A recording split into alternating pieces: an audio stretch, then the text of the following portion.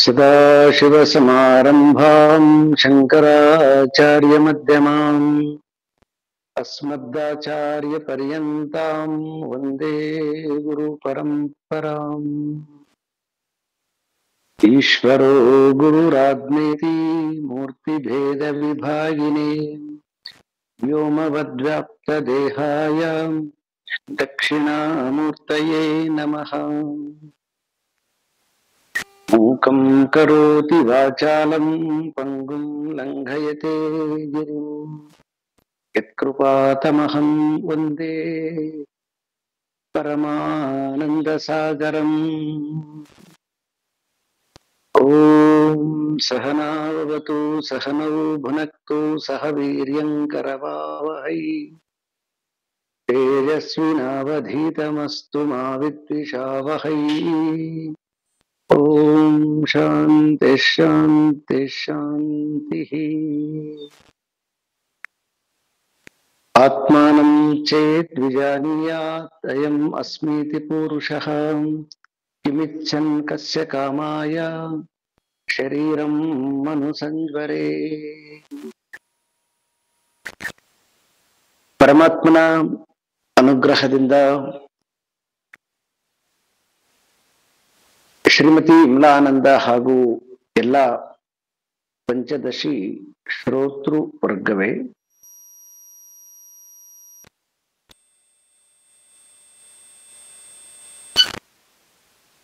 ಶ್ರೀ ವಿದ್ಯಾರಣ್ಯ ಮುನಿ ಈ ತೃಪ್ತಿ ದೀಪ ಪ್ರಕರಣದಲ್ಲಿ ಮಹಾವಾಕ್ಯ ಜ್ಞಾನ ವಾಕ್ಯವನ್ನ ವಿಚಾರ ಮಾಡೋದ್ರಿಂದನೇ ವಾಕ್ಯದ ಜ್ಞಾನ ಸಂಪೂರ್ಣವಾಗಿ ಯಾವಾಗ ಅಳವಡುತ್ತೆ ಆ ಗಳಿಗೆಯೇ ಮುಕ್ತಿ ಅನ್ನುವಂತಹದ್ದು ಶಂಕರರ ಮೇನ್ ಗುರಿ. ಸೊ ಅಂತಹ ಮಹಾವಾಕ್ಯವನ್ನ ಹೇಗೆ ಅರ್ಥ ಮಾಡಿಕೊಳ್ಬೇಕು ಅನ್ನುವಂತಹದ್ದನ್ನ ವಿಸ್ತಾರವಾಗಿ ತಮ್ಮ ಈ ಬೃಹದಾರಣ್ಯಕ ಉಪನಿಷತ್ತಿನ ಮಂತ್ರದ ಆಧಾರದ ಮೇಲೆ ಅದನ್ನ ಎರಡು ಪಾದಗಳ ವಿಚಾರವನ್ನ ನೋಡಿದ ಮೇಲೆ ಯಾರು ಆ ಮಹಾವಾಕ್ಯವನ್ನ ಅರ್ಥೈಸಿಕೊಳ್ಳಲಿಕ್ಕೆ ಅಸಮರ್ಥರಾಗಿದ್ದಾರೋ ಅಂತಹ ಅಸಮರ್ಥತೆಗೆ ಉಪಾಯವಾಗಿ ಬ್ರಹ್ಮ ಅಭ್ಯಾಸವನ್ನ ಕೊಟ್ಟರು. ಅವರು ಬ್ರಹ್ಮ ಅಭ್ಯಾಸವನ್ನ ಎರಡು ರೀತಿಯಾಗಿ ಕೊಟ್ಟರು. ಒಂದು ನಿರ್ಗುಣ ಉಪಾಸನೆ, ಮತ್ತೊಂದು ಸಗುಣ ಉಪಾಸನೆ. ಈ ಸಗುಣ ಮತ್ತು ನಿರ್ಗುಣ ಎರಡೂ ರೀತಿಯಾಗಿರ್ತಕ್ಕಂತಹ ಉಪಾಸನೆ ಈ ವಿಪರೀತವಾಗಿರ್ತಕ್ಕಂತಹ ಭಾವನಾ ಪ್ರಪಂಚವನ್ನ, ಮನಸ್ಸಿನ ವಿಕ್ಷೇಪವನ್ನ ನಾಶ ಮಾಡುತ್ತೆ ಅನ್ನುವಂತಹದ್ದನ್ನ ಬಹಳ ವಿಸ್ತಾರವಾಗಿ ಹೇಳಿದ್ಮೇಲೆ ಈಗ ಪೂರ್ವ ಪಕ್ಷಿ ಒಂದು ಪ್ರಶ್ನೆಯನ್ನ ಎತ್ತಿಕೊಳ್ಳುತ್ತಾನೆ. ಯಾವಾಗ ಮಂತ್ರ ರೂಪೇಣ ಉಪಾಸನೆ ಮಾಡಬೇಕು ಅನ್ನುವಂತಹದ್ದು ವಿಷಯ ಬಂದಾಗ ಸಹಜವಾಗಿ ಇಲ್ಲಿ ಉಪಾಸನಾ ಕ್ರಮವನ್ನ ಬಹಳ ಅನುಭವಜನ್ಯವಾಗಿ ವಿವರಿಸಿರುವಂತಹ ಒಂದು ಪರಿಕ್ರಮ ಈಗ ನಡೀತಾ ಇದೆ. ಸೊ ಶ್ಲೋಕ ನಂಬರ್ 113. ಕಿಂ ಮಂತ್ರ ಜಪನ್ ಮೂರ್ತಿ ಧ್ಯಾನವಚ್ಚಾತ್ಮ ಭೇದಧೀಹಿ ಜಗನ್ ಮಿಥ್ಯಾತ್ವಧೀಶ್ಚಾತ್ರ ವ್ಯಾವರ್ತ್ಯಾಶಾದುತಾನ್ಯತಾಂ. ಕಿಂ ಮಂತ್ರ ಜಪವತ್ ಒನ್ ಮೂರ್ತಿ ಧ್ಯಾನ. ಕಿಂ ಮಂತ್ರ ಜಪವತ್ತು ಮತ್ತೆ ಮೂರ್ತಿ ಧ್ಯಾನ. ಇದನ್ನ ಹೇಗೆ ನಾವು ಈ ಉಪಾಸನಾ ಕ್ರಮದಲ್ಲಿ ನಾನೀಗಾಗಲೇ ಹೇಳಿದ ಹಾಗೆ 3 ರೀತಿಯಾಗಿರ್ತಕ್ಕಂತಹ ಉಪಾಸನಾ ಕ್ರಮ ಒಂದು ಪ್ರತೀಕ ಉಪಾಸನ, ಮತ್ತೊಂದು ಮಂತ್ರ ಉಪಾಸನ. ಈಗ ನಮಗೆ ಮಹಾವಾಕ್ಯವನ್ನ ತಿಳಿಸಿರ್ತಕ್ಕಂಥದ್ದು ಸ್ವರೂಪ ಉಪಾಸನ. ಈ ಸ್ವರೂಪ ಉಪಾಸನೆಯನ್ನ ಅವನು ಪ್ರಶ್ನೆ ಏನ್ ಮಾಡ್ತಾ ಇದ್ದಾನೆ ಅಂತಂದ್ರೆ,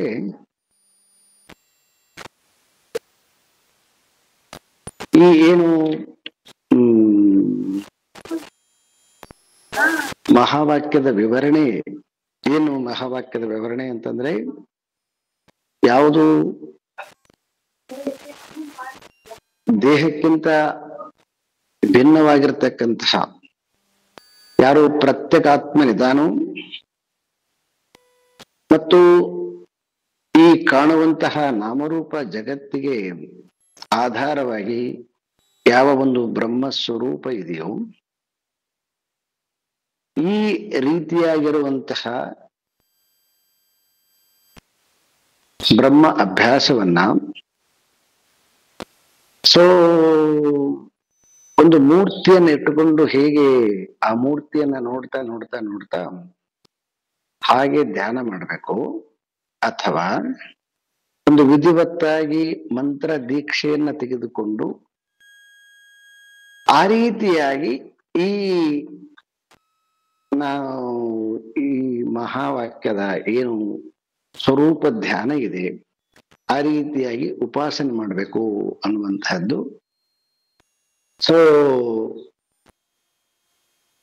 ಅವನು ಒಂದು ರೀತಿಯಾಗಿರ್ತಕ್ಕಂಥ ಪ್ರಶ್ನೆ ಸಾಮಾನ್ಯ ಜನಕ್ಕೆ ಸಹಜವಾದ ಪ್ರಶ್ನೆಯಾಗಿ ಕಂಡ್ರೂ ಕೂಡ ಇದರಲ್ಲಿ ಒಂದಿಷ್ಟು ಲಾಜಿಕ್ ಏನಂತಂದ್ರೆ, ಈ ಪೂರ್ವ ಮೀಮಾಂಸ ತತ್ವ ಶಾಸ್ತ್ರದಲ್ಲಿ ಬರುವಂತಹ ಏನು ಒಂದು ಶಾಸ್ತ್ರೀಯ ಬದ್ಧ ಉಪಾಸನ ಕ್ರಮ ಇದೆ, ಮತ್ತೆ ಪುನಃ ಆ ಉಪಾಸನ ಕ್ರಮದಂತೆಯೇ ಇದನ್ನ ಉಪಾಸನೆ ಮಾಡ್ಬೇಕಾ ಅಂತ ಹೇಳಿದಾಗ ಒಂದು ರೀತಿಯಿಂದ ಪುನಃ ಮತ್ತೆ ಬರುವಂತಹದ್ದೇನೆಂದ್ರೆ, ಪೂರ್ವ ಮೀಮಾಂಸಕ್ಕಿಂತ ಭಿನ್ನವಾಗಿರ್ತಕ್ಕಂಥದ್ದು ಉಪಾಸನ ಪದ್ಧತಿ ಅಲ್ಲ ಅನ್ನುವಂತಹದ್ದು ಒಂದು ಪ್ರಶ್ನೆ ಕೂಡ ಇಲ್ಲಿ ಮೂಡ್ತಾ ಬರ್ತದೆ.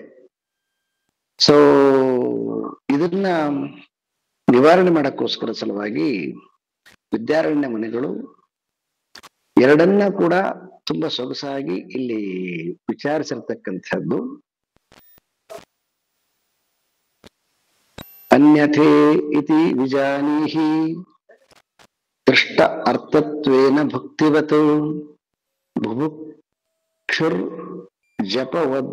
ಜಪವತ್ ಭುಂಕ್ತೆ ನ ಕಶ್ಚಿನ್ ನಿಯತಃ ಕ್ವಚಿತ್. ವಿದ್ಯಾರಣ್ಯ ಮುನಿಗಳು ಇಲ್ಲಿ ಹೇಳ್ತಕ್ಕಂಥದ್ದು ಏನಂತಂದ್ರೆ, ಯಾವುದು ಅದೃಷ್ಟ ಫಲ ಇದೆಯೋ, ಅದೃಷ್ಟ ಫಲ ಅಂತಂದ್ರೆ ಈಶ್ವರ ಇಚ್ಛೆಯ ಫಲ ಅದೃಷ್ಟ ಫಲ, ಮತ್ತೊಂದು ದೃಷ್ಟ ಫಲ. ದೃಷ್ಟ ಫಲ ಅಂತಂದ್ರೆ ನಮ್ಮ ಪ್ರಯತ್ನದಿಂದ ಪಡೆದುಕೊಳ್ಳುವಂತಹ ಫಲ. ಆ ಪ್ರಯತ್ನ ಮಾಡಿದಗಳಿಗೆ ಸಿಕ್ಬಿಡ್ತದೆ, ಅದು ಪ್ರಯತ್ನ ಮಾಡುವಾಗ್ಲೇನೆ ಸಿಕ್ಬಿಡ್ತದೆ ಅಂತಹ ಫಲ. ಎರಡು ರೀತಿಯಾಗಿರ್ತಕ್ಕಂತಹ ಫಲಗಳು. ಈ ಎರಡು ರೀತಿಯಾಗಿ ಇರುವಂತಹ ಫಲಗಳನ್ನ ಪಡೆದುಕೊಳ್ಬೇಕಾದ್ರೆ ದೃಷ್ಟ ಫಲ ಇದೆಯಲ್ವಾ, ದೃಷ್ಟ ಫಲದಲ್ಲಿ ಅದಕ್ಕೆ ಒಂದು ಕ್ರಮಬದ್ಧವಾದ ಶಾಸ್ತ್ರೀಯ ವಿಧಿವಿಧಾನಗಳು ಬೇಕಾಗಿಲ್ಲ. ಯಾವುದಕ್ಕೆ ಶಾಸ್ತ್ರೀಯ ವಿಧಿವಿಧಾನಗಳು ಬೇಕು ಅಂತಂದ್ರೆ, ಯಾವುದು ಅದೃಷ್ಟ ಫಲ ಇದೆ, ಈಶ್ವರ ಇಚ್ಛಾ ಫಲ ಇದೆ, ಅಥವಾ ದೇವತೆಗಳು ಅನುಗ್ರಹಿಸುವಂತಹ ಫಲ ಇದೆ, ಅಂತಹ ಫಲವನ್ನ ಅದು ಯಾವುದರ ಮೇಲೆ ನಿಂತುಕೊಂಡಿದೆ ಅಂತಂದ್ರೆ ಅದು ಶ್ರದ್ಧೆ ಮೇಲೆ ನಿಂತುಕೊಂಡಿದೆ. ಅಂತಹ ಫಲವನ್ನ ಮಾತ್ರ ನಾವು ಕ್ರಮಬದ್ಧವಾಗಿ ಅದನ್ನ ಅನುಷ್ಠಾನ ಮಾಡಬೇಕು. ಆದ್ರೆ ಇದು ದೃಷ್ಟ ಫಲ ಅಂದ್ರೆ ಪ್ರಾಕ್ಟೀಸ್ ಮಾಡುವಾಗ್ಲೇ ಆನಂದ ಆಗ್ತಕ್ಕಂಥದ್ದು ಫಲ ಇದೆ. ಹಾಗಾಗಿ ಇಂತಹ ಅಭ್ಯಾಸಕ್ಕೆ ಶಾಸ್ತ್ರೀಯವಾಗಿರ್ತಕ್ಕಂತಹ ವಿಧಿವಿಧಾನಗಳು ಬೇಕಾಗಿಲ್ಲ. ಅದಕ್ಕೆ ಅವರು ಎಕ್ಸಾಂಪಲ್ ಕೊಡೋದೇನಂತಂದ್ರೆ ಬುಭುಕ್ಷು ಬುಭುಕ್ಷು ಭುಂಕ್ತೆ ಅಂದ್ರೆ ಹೇಗೆ ಹಸಿವಾಗಿರ್ತಕ್ಕಂಥವನು, ತುಂಬಾ ಚೆನ್ನಾಗಿ ಹಸಿವಾಗಿರ್ತಕ್ಕಂಥವನು ಹೇಗೆ ಊಟ ಮಾಡ್ತಾನೆ ಅಂತಂದ್ರೆ, ಅವನು ನಿಂತುಕೊಂಡರೆ ಊಟ ಮಾಡ್ತಾನೆ, ಕುತ್ಕೊಂಡರೆ ಊಟ ಮಾಡ್ತಾನೆ, ಹೇಗಾರ ಊಟ ಮಾಡ್ತಾನೆ. ಹೇಗೆ ಊಟ ಮಾಡಿದ್ರು ಕೂಡ ಊಟ ತಿಂದಗಳಿಗೆ ಅವನಿಗೆ ಹೊಟ್ಟೆ ತುಂಬುತ್ತ. ಕುತ್ಕೊಂಡು ತಿಂದ್ರನೆ ಹೊಟ್ಟೆ ತುಂಬುತ್ತೆ, ನಿಂತುಕೊಂಡು ತಿಂದ್ರೆ ಹೊಟ್ಟೆ ತುಂಬೋದಿಲ್ಲ, ಇಲ್ಲ ಓಡಾಡ್ಕೊಂಡು ತಿಂದ್ರೆ ಹೊಟ್ಟೆ ತುಂಬೋದಿಲ್ಲ ಅಂತ ಏನಿಲ್ಲ. ಯಾಕಂದ್ರೆ ಅದು ದುಷ್ಟಫಲ. ಅದು ಯಾವಾಗ ಅವನು ಊಟ ಮಾಡ್ತಾನೆ, ಊಟ ಮಾಡಿದ ತಕ್ಷಣಕ್ಕೆ ಹೊಟ್ಟೆ ತುಂಬುತ್ತೆ, ತೃಪ್ತಿ ಕಾಣುತ್ತೆ ಮುಖದಲ್ಲಿ. ಅದರಂತೆ ಈ ಸ್ವರೂಪ ಧ್ಯಾನ ಅಂತಕ್ಕಂಥದ್ದಿದೆ ಅಲ್ವಾ, ಇದು ಅದರಂತೆ ನೇರವಾಗಿ ಹೆಂಗ ಹಸಿವಾಗಿರ್ತಕ್ಕಂಥವನಿಗೆ ಊಟ ತಿಂದ ತಕ್ಷಣಕ್ಕನೆ ಹೆಂಗ ಹೊಟ್ಟೆ ತುಂಬುತ್ತೋ ಆ ರೀತಿಯಾಗಿ ನೀನು ಎಷ್ಟು ಹೊತ್ತು ಮಾಡ್ತೀಯೋ ಅಷ್ಟು ನಿನ್ನ ವಿಕ್ಷೇಪ ರಹಿತವಾಗುತ್ತೆ ಮನಸ್ಸು. ಹೆಂಗ ಊಟ ತಿಂದಗಳಿಗೆ ಹಸಿವು ಬಾಧೆ ಕಡಿಮೆ ಆಗುತ್ತೋ ಹಾಗೆ ಈ ಸ್ವರೂಪ ಧ್ಯಾನವನ್ನ ಮಾಡುತ್ತಾ ಇರುವಾಗ, ಆ ಮಾಡುವ ಸಂದರ್ಭದಲ್ಲಿ ಎಷ್ಟು ಹೊತ್ತು ಮಾಡ್ತೀಯೋ ಅಷ್ಟು ಹೊತ್ತು ನಿನ್ನ ಮನಸ್ಸು ವಿಕ್ಷೇಪದಿಂದ ಹೊರಗಡೆ ಬರುತ್ತೆ. ಸೊ ಆ ಕಾರಣದಿಂದ ಶಾಸ್ತ್ರೀಯವಾಗಿರುವಂತಹ ವಿಧಿ ವಿಧಾನಗಳಿಲ್ಲದೆ ಹಸಿದವನು ಹೇಗೆ ಹೊಟ್ಟೆಯನ್ನ ತುಂಬಿಸಿಕೊಳ್ಳಲಿಕ್ಕೆ ಆಹಾರವನ್ನ ಹೇಗೆ ಊಟ ಮಾಡ್ತಾನೋ ಅದೇ ರೀತಿಯಾಗಿ ವಿಕ್ಷೇಪವನ್ನ ನಿವಾರಿಸಿಕೊಳ್ಳುವಂತಹದ್ದು ಒಂದು ಹಸಿವು. ಅಂತಹ ಹಸಿವನ್ನ ನಿವಾರಿಸಿಕೊಳ್ಳಲಿಕ್ಕೆ ಸ್ವರೂಪ ಧ್ಯಾನ ಅನ್ನುವಂತಹದ್ದು ಆಹಾರ. ಆ ಆಹಾರವನ್ನ ಅವನು ಭುಂಕ್ತೆ, ಎಲ್ಲಿಯವರೆಗೆ ಅದನ್ನ ತಿಂತ ಇರ್ತಾನೋ, ಎಲ್ಲಿಯವರೆಗೆ ಅದನ್ನ ಅನುಷ್ಠಾನ ಮಾಡ್ತಾ ಇರ್ತಾನೋ ಅಲ್ಲಿ ತನಕನು ಕೂಡ ಈ ವಿಪರೀತ ಎನ್ನುವಂತಹ ಏನು ಬಾಧೆ ಇದೆಯೋ, ಮನಸ್ಸಿನ ತಾಪ ಇದೆಯೋ, ಆ ತಾಪ ನಿವಾರಣೆ ಆಗುತ್ತೆ. ಆ ಕಾರಣದಿಂದ ನೇಮಬದ್ಧವಾದ ವಿಧಿಗಳಿಂದ ಈ ಸ್ವರೂಪ ಧ್ಯಾನವನ್ನ ಮಾಡುವಂತಹ ಅವಶ್ಯಕತೆ ಇಲ್ಲ ಅಂತ ಸ್ಪಷ್ಟವಾಗಿ ಹೇಳಿದ್ರು. ಅದಕ್ಕೆ ಇನ್ನೊಂದು ಸ್ವಲ್ಪ ಅಶ್ನಾತಿ ವಾ ನವಶ್ನಾತಿ ಭುಂಕ್ತೆ ವಾ ಸ್ವೇಚ್ಛಯಾನ್ಯಥ ಏನ ಕೇನ ಪ್ರಕಾರೇಣ ಕ್ಷುಧಾಂ ಅಪನೀನಿಷತಿ. ಸೊ ಹೀಗೆ ಹಸಿವಾಗಿರ್ತಕ್ಕಂಥವನು ಅವನು ಅನ್ನ ಯಾವಾಗ ಅವನಿಗೆ ಊಟ ಸಿಗುತ್ತೆ ಅವಾಗ ತಿಂದು ಬಿಡ್ತಾನೆ ಅವನು. ಒಂದು ವೇಳೆ ಹಸಿವಾಗಿರುವಾಗ ಅವನಿಗೆ ಅನ್ನ ಸಿಗದೆ ಇದ್ದಾಗ ಏನ್ ಮಾಡ್ತಾನೆ ಅಂತಂದ್ರೆ, ಸೊ ಅದಕ್ಕೊಂದು ಸ್ವಲ್ಪ ಕೆಳಗಡೆಗೆ ಸುಮ್ನೆ ಒಂದಿಷ್ಟು ಚೇಷ್ಟೆಗೋಸ್ಕರ ಬರೆದಿದ್ದಾರೆ. ಅಂದ್ರೆ ಆ ಹಸಿವಾಗಿರ್ತದೆ, ಆಹಾರ ಸಿಗದಿದ್ರೆ ಏನ್ ಮಾಡ್ತಾನೆ ಅಂತಂದ್ರೆ, ತನಗೆ ಯಾವ್ದಾದ್ರು ಇಂಟ್ರೆಸ್ಟ್ ಆಗಿರ್ತಕ್ಕಂತಹ ಹೆಂಗ ಒಂದ್ ಯಾವ್ದಾದ್ರು ಆಟದಲ್ಲಿ, ಕ್ರೀಡೆಯಲ್ಲಿ ತನಗೆ ಇಷ್ಟವಾಗಿರ್ತಕ್ಕಂಥ ತೊಡಗಿಕೊಂಡು ಹೆಂಗ ಸ್ವಲ್ಪ ಹಸಿವಿನ ಬಾಧೆಯನ್ನ ನಿಗ್ರಹಿಸ್ತಾನೋ, ಮತ್ತೆ ಯಾವಾಗ ಆಹಾರ ಸಿಗುತ್ತಾಗ ಊಟ ಮಾಡ್ತಾನೋ ಅದೇ ರೀತಿಯಾಗಿ ಇಲ್ಲಿ ವಿಪರೀತ ಭಾವನೆ ಎನ್ನುವಂತಹ ಕಳ್ಕೊಳ್ತಕ್ಕಂತಹ ವ್ಯಕ್ತಿ ಈ ಸ್ವರೂಪ ಧ್ಯಾನ ಎನ್ನುವಂತಹ ಆಹಾರವನ್ನ ತಿಂತಾನೆ. ಒಮ್ಮೊಮ್ಮೆ ಅದು ತೀವ್ರವಾದಾಗ, ಸೊ ಅಂದ್ರೆ ಆ ಜಪ ಅಥವಾ ಸ್ವರೂಪ ಧ್ಯಾನ ಅಂತ ಏನ್ ಕರಿತೀವಿ ಅದನ್ನ ಮಾಡಕ್ಕಾಗದೇ ಇದ್ದಾಗ ಅವನ ಹೆಂಗ ಟೈಮ್ ಪಾಸ್ ಮಾಡ್ತಾನೋ ಹಾಗೆ ಸಾಮಾನ್ಯವಾಗಿರ್ತಾನೆ. ಹಾಗಾಗಿ ಒಟ್ಟಾರೆ ಅವನಿಗೆ ಯಾವಾಗ ಹಸಿವಾದಾಗ ಆಹಾರ ಸಿಕ್ಕಳೆ ಹೆಂಗ್ ಊಟ ಮಾಡ್ತಾನೋ ಆ ರೀತಿಯಾಗಿ ಊಟ ಮಾಡ್ತಾನೆ. ಸೊ ಆ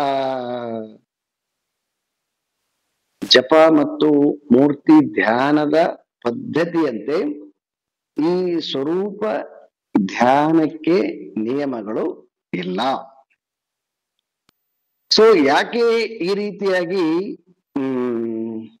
ಇದನ್ನ ತೋರಿಸ್ತಾ ಇದ್ದಾರೆ ಅಂತಂದ್ರೆ, ಯಾರು ಟ್ರೆಡಿಷನಲ್ ಮೆಂಟಾಲಿಟಿ ಇರ್ತದೋ ಆ ಟ್ರೆಡಿಷನಲ್ ಮೆಂಟಾಲಿಟಿ ಇರುವಾಗ ಅದರದ್ದು ಅವ್ರಿಗೆ ಗೊತ್ತಿರ್ತದೆ, ಅದರ ಸಾಧಕ ಬಾಧಕಗಳು ಗೊತ್ತಿರ್ತವೆ.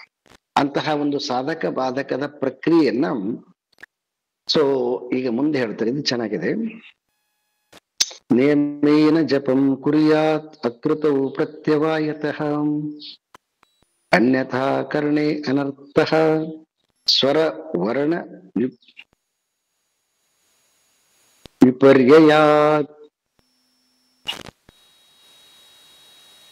ನೀನ್ ಕೇಳಿದ್ದು ಕರೆಕ್ಟ್ ಆಗಿದೆ.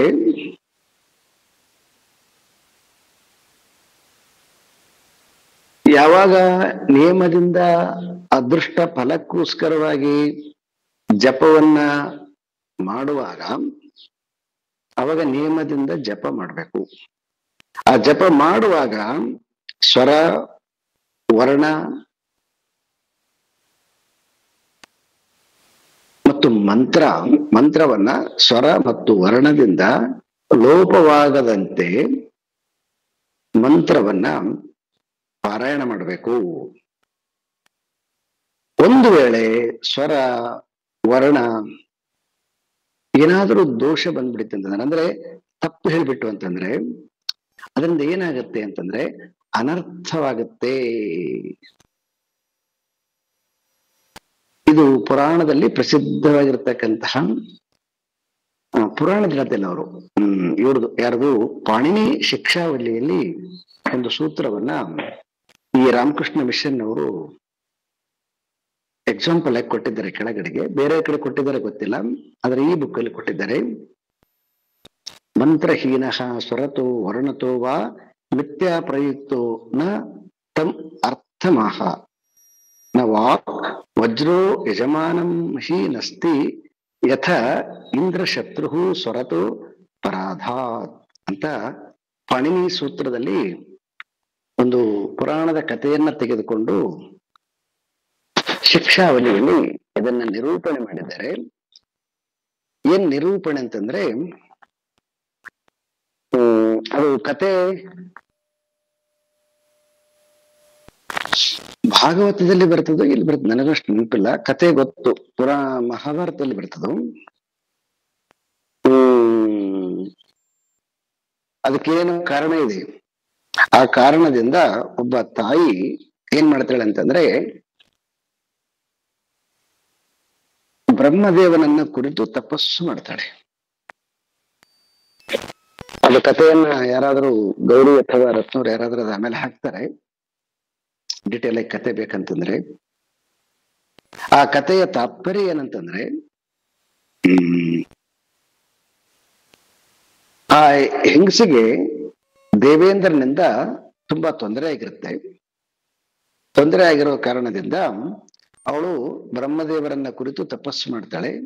ಏನ್ ತಪಸ್ಸು ಮಾಡ್ತಾಳೆ ಅಂತಂದ್ರೆ ನನಗೊಬ್ಬ ಮಗನನ್ನ ಕೊಡು, ಆ ಮಗ ಎಂತವನಿರ್ಬೇಕು ಅಂತಂದ್ರೆ ಇಂದ್ರನನ್ನ ಹತ ಮಾಡುವಂತಹ ಮಗುವನ್ನ ಕರುಣಿಸು ಅಂತ ಅವಳು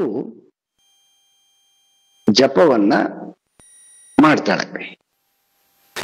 ಆದರೆ ಅವಳಿಗೆ ಗೊತ್ತಾಗದಂತಂದ್ರೆ ಅವಳಿಗೆ ಆ ಸ್ವರದ ಬಗ್ಗೆ ವರ್ಣದ ಬಗ್ಗೆ ಅಕ್ಷರದ ಬಗ್ಗೆ ಅಷ್ಟು ಸ್ಪಷ್ಟತೆ ಇಲ್ಲದೆ ಇರೋದ್ರಿಂದ ಅದು ಮಾಡುವಂತಹ ಆ ಜಪರೂಪೇಣ ಮಂತ್ರರೂಪೇಣ ಇರ್ತಕ್ಕಂತಹ ಜಪ ಏನಾಗ್ಬಿಡ್ತದೆ, ಬೈ ಮಿಸ್ಟೇಕ್ ಆಗಿಬಿಡ್ತದೆ. ಅದು ಏನ್ ಮಿಸ್ಟೇಕ್ ಆಗತ್ತೆ ಅಂತಂದ್ರೆ ಇಂದ್ರನನ್ನು ಹತ ಮಾಡುವಂತಹ ಮಗ ಅನ್ನುವ ಬದಲು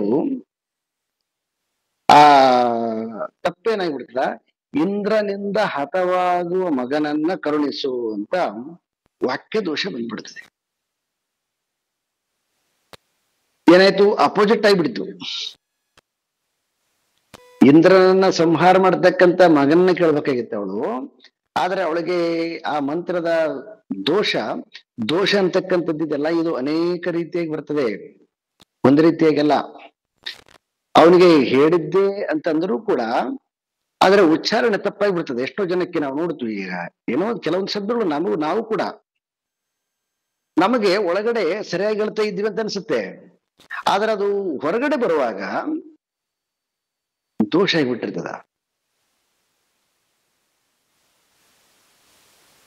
ಮತ್ತೆ ಇನ್ನು ಕೆಲವೊಮ್ಮೆ ಈ ಸರಿಯಾಗಿ ಹಲ್ಲುಗಳು ಇಲ್ಲದೆ ಇದ್ದಾಗಲೂ ಕೂಡ ಅಲ್ಲಿ ಕೂಡ ಏನಾಗತ್ತೆ, ಆ ಏರು ಇನ್ನೊಂದು ಕಡೆಗೆ ಇದಾಗ್ಬಿಟ್ಟು ಲೀಕ್ ಆಗಿಬಿಟ್ಟು ಅವಾಗಲೂ ಕೂಡ ಉಚ್ಚಾರಣೆಯಲ್ಲಿ ದೋಷ ಬರ್ತದೆ. ಅನೇಕ ರೀತಿಯಾಗಿರ್ತಕ್ಕಂತಹ ದೋಷಗಳನ್ನ ಪಟ್ಟಿ ಮಾಡ್ತಾ ಹೋಗಿದ್ದಾರೆ. ಆ ಕಾರಣದಿಂದ ಆ ಒಂದು ದೋಷದಿಂದ ಏನಾಯ್ತು ಅಂತಂದ್ರೆ ಅನರ್ಥವಾಗಿರ್ತಕ್ಕಂಥ ಫಲಶಕ್ತಿ ಅವಳಿಗೆ. ಇಂದ್ರನಿಂದ ಸಾಯುವಂತಹ ಮಗ ಪ್ರಾಪ್ತಿಯಾದ, ಇಂದ್ರನನ್ನ ಹತ ಮಾಡುವಂತ ಮಗ ಬರಲಿಲ್ಲ.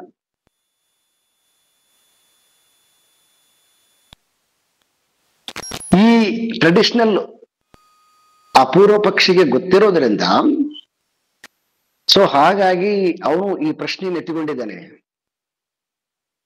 ಯಾಕಂತಂದ್ರೆ ಇದಕ್ಕೆ ಅಧಿಕಾರಿಗಳು ಯಾರು ಅಂತಂದ್ರೆ ಯಾರಿಗೆ ಆತ್ಮ ಚಿಂತನೆ ಮಾಡ್ತಕ್ಕಂತಹ ಆಸಕ್ತಿ ಇದೆಯೋ ಅವ್ರಿಗೆ ಯಾವುದೇ ರೀತಿಯಾಗಿರ್ತಕ್ಕಂತಹ ಅವನು ಒಟ್ಟವಾಗಿರ್ಬೇಕಂತಿಲ್ಲ, ಬ್ರಾಹ್ಮಣ ಆಗಿರ್ಬೇಕಂತಿಲ್ಲ, ಅವನು ವೇದಾಧ್ಯಯನ ಮಾಡಿರ್ಬೇಕಂತಿಲ್ಲ.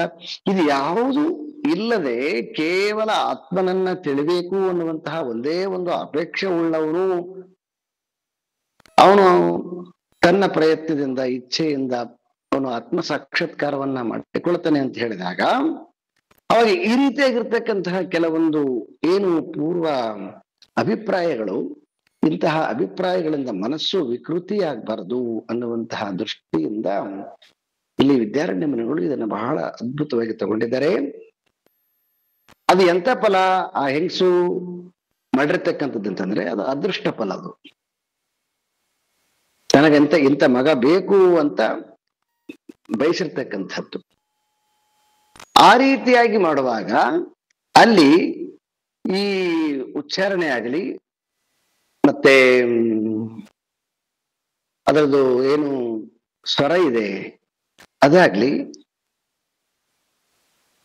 ತಪ್ಪಾಗದಂತೆ ಇರಬೇಕು. ಆವಾಗ ಅದು ಅನರ್ಥವಾಗ್ಲಾರ್ದನೆ ಸರಿಯಾಗಿರ್ತಕ್ಕಂತಹ ಫಲವನ್ನ ಕೊಡುತ್ತೆ. ನೀವು ಅದಕ್ಕೆ ಈ ಹೋಮಗಳನ್ನ ಯಜ್ಞಗಳನ್ನ ಮಾಡಿಸುವಾಗ ಆ ಋತ್ವಿಜರು, ನೀವು ಯಾವ ಯಜ್ಞಗಳಲ್ಲಿ ಕುಂತ್ಕೊಂಡು ನೋಡಿದ್ರಿ ಅಂತಂದ್ರೆ ಆ ಮಂತ್ರಗಳನ್ನ ಹೇಳುವಾಗ ಏನಾದ್ರೂ ಸ್ವಲ್ಪ ದೋಷ ಬಂತು ಅಂತಂದ್ರೆ ತಮಗವ್ರಿಗೆ ಗೊತ್ತಾಯ್ತು ಅಂದ್ರೆ ಸಡನ್ ಆಗಿ ಅವರು ಬಲಗಿವಿಯನ್ನು ಮುಟ್ಟಿಕೊಳ್ತಾರೆ. ಆ ಬಲಗಿವಿಯನ್ನು ಮುಟ್ಟಿಕೊಳ್ಳೋದ್ರಿಂದ ಏನಂತಂದ್ರೆ ಆ ಹೇಳಿರ್ತಕ್ಕಂತಹ ದೋಷ ನಿವಾರಣೆ ಆಗತ್ತೆ ಅಂತ. ಅದಕ್ಕೆ ಅದರದೇ ಆಗಿರ್ತಕ್ಕಂತಹ ಅನೇಕ ರೀತಿಯಾಗಿರ್ತಕ್ಕಂತಹ ನಿಯಮಗಳಿದಾವ. ಅದು ಸರಿಯೇ ಉಂಟದು. ಅದು ಎಂತ ಫಲ ಅಂದ್ರೆ ಅದು ಅದೃಷ್ಟ ಫಲ. ಅದಕ್ಕೆ ಸರಿಯಾಗಿ ಅದನ್ನ ಹಾಗೆ ಮಾಡಬೇಕು. ಇಲ್ಲದೆ ಹೋದ್ರೆ ಅದು ಅದಕ್ಕೆ ವಿರುದ್ಧವಾಗಿರ್ತಕ್ಕಂತಹ ಫಲ ಸಿಗುತ್ತೆ ಅನ್ನುವಂತಹದ್ದನ್ನ ಪುರಾಣದ ಕಥೆಯನ್ನ ಪಾಣಿನಿ ಶಿಕ್ಷಾವಲಿಯಿಂದ ತೆಗೆದುಕೊಂಡು ಹೇಳಿ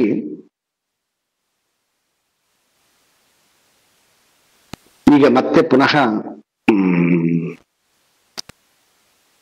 ಟಾಪಿಕ್ಗೆ ಬರ್ತಾರೆ. ಕ್ಷುದೇವ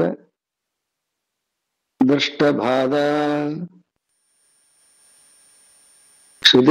ದುಷ್ಟಬಾಧ ಅಕೃತ್ ವಿಪರೀತ ಚ ಭಾವನಾ ಜೇಯಾಕೇನ ಅಪಿ ಉಪಾಯೇನ ನಾಸ್ತ್ಯತ್ರ ಅನುಷ್ಠಿತೇ ಕ್ರಮಃ.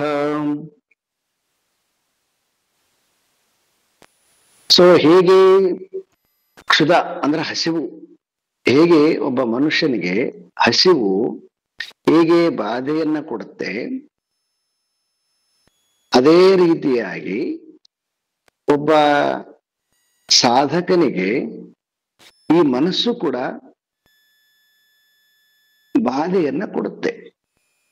ಯಾಕಂತಂದ್ರೆ ಯಾವಾಗ ಆ ರೀತಿಯಾಗಿ ಸಾಕ್ಷಿ ಸ್ವರೂಪ ಧ್ಯಾನ, ನಿರ್ಗುಣ ಉಪಾಸನ ಧ್ಯಾನ, ಬ್ರಹ್ಮಾಭ್ಯಾಸ ಧ್ಯಾನಗಳನ್ನ ಮಾಡುವಾಗ ಮನಸ್ಸು ಇದ್ದಕ್ಕಿದ್ದಾಗೆ ತನ್ನ ಪೂರ್ವ ಸಂಸ್ಕಾರದ ಬಲದಿಂದ ಎಳ್ಕೊಂಡು ಹೋಗ್ಬಿಡ್ತದೆ. ಇವತ್ತು ನಾವು ಇಲ್ಲಿ ಬೆಳಗ್ಗೆ ಕ್ಲಾಸ್ ಮಾಡುವಾಗ, ಕ್ಲಾಸ್ ಮುಗಿದ್ಮೇಲೆ ಬೆಳಗ್ಗೆ ಓಮ್ ಮೆಡಿಟೇಷನ್ ಕ್ಲಾಸ್ ಮಾಡುವಾಗ, ಕ್ಲಾಸ್ ಮುಗಿದ್ಮೇಲೆ ಒಬ್ರು ಬಂದು ಹೇಳ್ತಾ ಇದ್ರು, ಏನ್ ಸರ್ ನೀವು ಇಷ್ಟು ಎಲ್ಲಾನು ಕೂಡಗಿ ನಮ್ಮನ್ನ ಪ್ರಿಪೇರ್ ಮಾಡಿ ಪ್ರಾಣಾಯಾಮ ಇದೆಲ್ಲಾನು ಕೂಡಗಿ ಕಪಾಲಭಾತಿ ಮಾಡಿಸಿ, ಪ್ರಾಣಾಯಾಮ ಮಾಡಿಸಿ, ಭ್ರಾಮರಿ ಮಾಡಿಸಿ, ಎಲ್ಲ ರೆಡಿ ಮಾಡಿಬಿಟ್ಟು ವಿಕ್ಷೇಪವನ್ನೆಲ್ಲ ಕಳೆದ್ಬಿಟ್ಟು ಕರ್ಕೊಂಡು ಬಂದು ಆ ಓಂ ಮಂತ್ರಕ್ಕೆ ನಿಲ್ಲಿಸ್ತೀರಿ, ಏನು ಖುಷಿಯಾಗಿರ್ತದೆ. ಎಷ್ಟೊತ್ತಿರ್ತದೆ ಅಂತಂದ್ರೆ ಅದು ಒಂದು ನಿಮಿಷನೂ ಕೂಡ ಇರೋದಿಲ್ಲ. ಮತ್ತೆ ತಕ್ಷಣಕ್ಕೆ ಯೋಚನೆ ಬಂದ್ಬಿಡ್ತದೆ, ಮತ್ತೆ ಡಿಸ್ಟರ್ಬ್ ಆಗಿಬಿಡುತ್ತೆ ಮೈಂಡು ಅಂತ ಹೇಳಿ.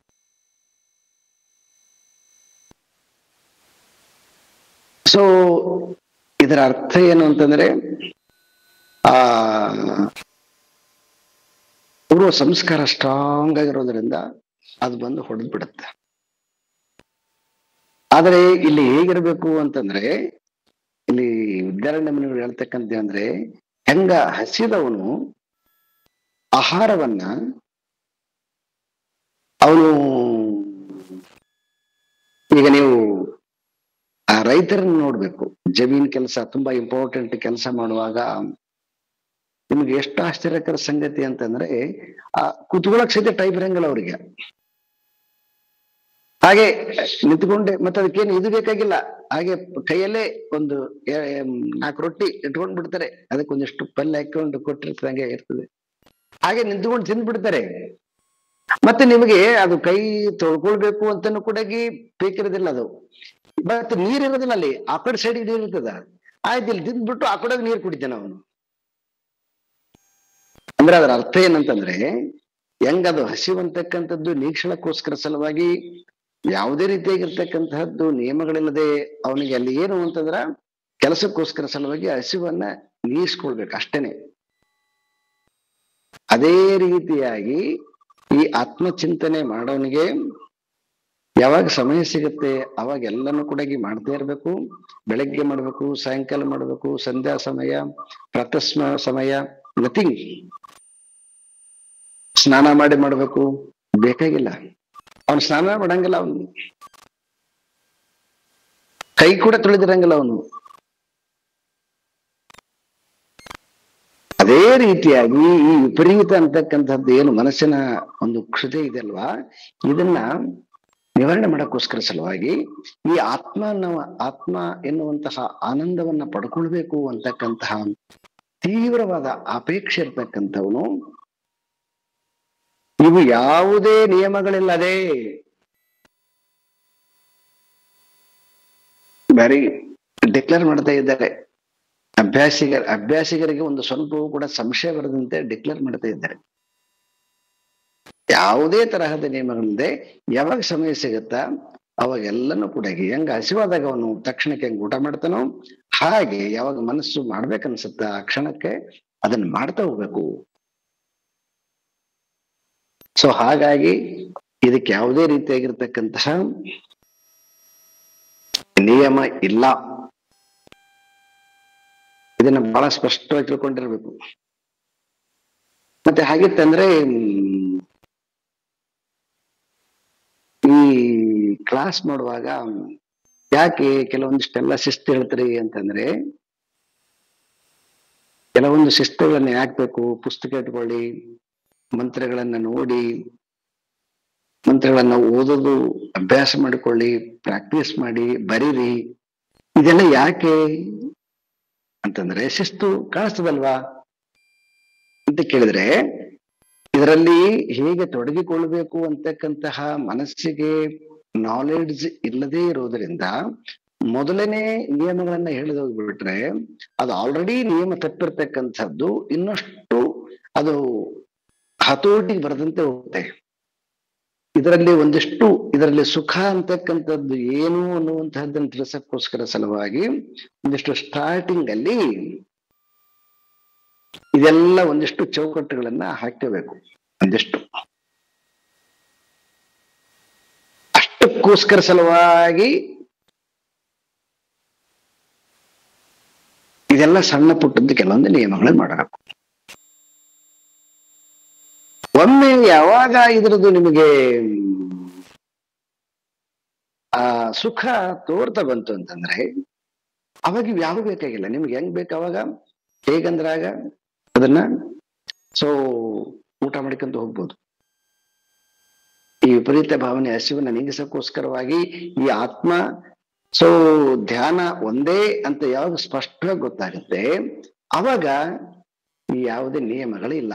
ಆ ಆತ್ಮ ಜ್ಞಾನ ಅಂದ್ರೆ ಏನು, ಆತ್ಮ ಅಂತಂದ್ರೆ ಏನು, ಅದ್ರಲ್ಲಿ ಹೆಂಗ ನಿಲ್ಲಬೇಕು ಅಂತಕ್ಕಂಥದ್ದು ಒಂದಿಷ್ಟು ಸಾಧಕನಿಗೆ ಸಿದ್ಧಿಸಕ್ಕೋಸ್ಕರ ಸಲುವಾಗಿ ಈ ಅಧ್ಯಾತ್ಮದಲ್ಲಿ ಒಂದಿಷ್ಟು ಗುರು ಶಿಷ್ಯ ಶಾಸ್ತ್ರ ಇದ್ರ ಮೇಲೆ ಸ್ವಲ್ಪ ಭಕ್ತಿ ಶ್ರದ್ಧೆ ಗೌರವ ಇರಬೇಕು. ಅದು ಸಿದ್ಧಿಸೋ ತನಕ ಒಮ್ಮೆ ಅದ್ರ ಮೇಲೆ ಶ್ರದ್ಧೆ ಅದ್ರ ಮೇಲೆ ಸಿದ್ಧಿ ಬಂದ್ಬಿಡ್ತಿ ಅಂತಂದಾಗ ಅವಾಗ ಈ ನಿಯಮಗಳು ಅಷ್ಟು ತುಂಬಾ ಇಂಪಾರ್ಟೆಂಟ್ ಅಲ್ಲ. ಯಾಕಂದ್ರೆ ಅದು ಪರ್ಪಸ್ಗೋಸ್ಕರ ಇರ್ತಕ್ಕಂಥದ್ದು. ಹೆಂಗ ನಾವು ಸ್ಕೂಲ್ಗೆ ಫಸ್ಟ್ ಸ್ಟ್ಯಾಂಡರ್ಡ್ ಸೆಕೆಂಡ್ ಸ್ಟ್ಯಾಂಡರ್ಡ್ ಕಳಿಸುವಾಗ ಏನ್ ಕೆಲವೊಂದು ರೂಲ್ಗಳಿದಾವ, ಅದೇ ನೀವು ಹೈಯರ್ ಕ್ಲಾಸಿಗೆ ಬಂದ್ರಿ ಅಂತಂದ್ರ ಯಾವ ರೂಲ್ಗಳು ಇರಂಗಿಲ್ಲ, ಬೇಡವಾಗ್ತಾವ. ಸೇಮ್ ಅದೇ ರೀತಿ ಇಲ್ಲಿ ಕೂಡ. ಆದ್ರೆ ಅದೃಷ್ಟ ಫಲದಲ್ಲಿ ಹಾಗಲ್ಲ, ಅದು ಯಾವಾಗಲೂ ಕೂಡ ಆ first standard second standard student ಇದ್ದಂಗೆ ಇರಬೇಕು, ಯಾವಾಗಲೂ ಕೂಡ ಅದು ನಿಯಮಬದ್ಧನೆ.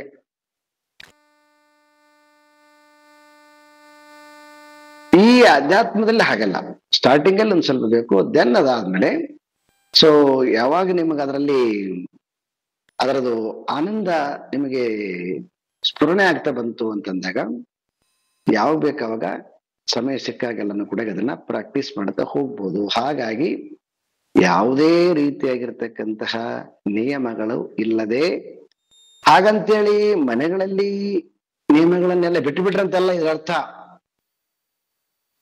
ನೀವು ಸಂಪ್ರದಾಯ ತರವಾಗಿ ಏನ್ ಮಾಡ್ತೀರೋ ಅದೆಲ್ಲ ಮಾಡಿ, ಅದಕ್ಕೆ ಲಿಂಕ್ ಮಾಡಬೇಡಿ. ನಿಮ್ದೇನು ಸಂಸ್ಕಾರ ಹೇಗಿದೆಯೋ ಹಾಗೆ ಮಾಡಿ, ಅದೆಲ್ಲನೂ ಸರಿನೇ. ಆದ್ರೆ ಈ ಆತ್ಮಜ್ಞಾನದ ವಿಷಯ ಬಂದಾಗ ಇದರಲ್ಲಿ ಅದ್ಯಾವುದನ್ನ ಇಂಪಾರ್ಟೆಂಟ್ ಅಂತ ಕೊಡ್ಬೇಡಿ. ಇಟ್ ಇಸ್ ವೆರಿ ಕ್ಲಿಯರ್ ಅದ ಸಬ್ಜೆಕ್ಟ್.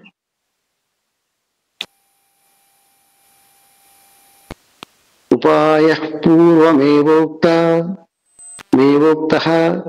ತಚ್ಚಿಂತಾ ಕಥನಾಧಿಕಃ ಏತದೇಕ ಪರತ್ವೇ ಅಪಿ ನಿರ್ಬಂಧೋ ಧ್ಯಾನವನ್ನಹಿ. ಸೊ ಹಾಗಾಗಿ